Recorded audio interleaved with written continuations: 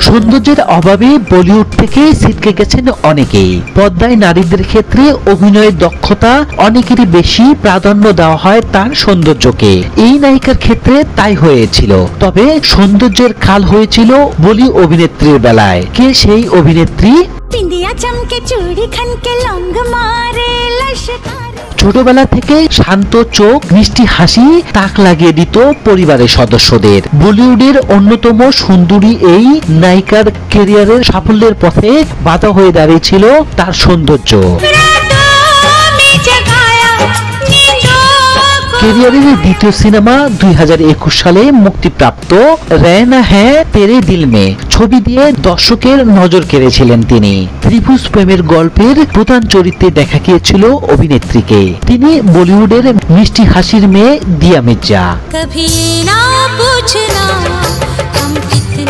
1981 সালে হায়দ্রাবাদে জন্ম দিয়ার। নায়িকার বাবা ফ্রান্স ছিলেন জার্মান, মা দীপা দেবী বাঙালি। অভিনেত্রীর বয়স যখন 4.5 বছর তখন তাদের বিচ্ছেদ হয়। দিয়া বাণিজ্যিক ছবিতে আটকে থাকতে চাননি, পাশাপাশি এক সময় তিনি চেয়েছিলেন বিষয়ভিত্তিক ছবিতেও, কিন্তু পরিচালক অভিনেত্রীকে সেই সুযোগ দেননি। তারা মনে করেছিলেন দিয়ার সৌন্দর্য তাদের ছবির ক্ষেত্রে ঠিক মানানসই নয়। অতিরিক্ত ফর্সা হওয়ার কারণে একাধিক চরিত্রের হাতছাড়া হয় তার।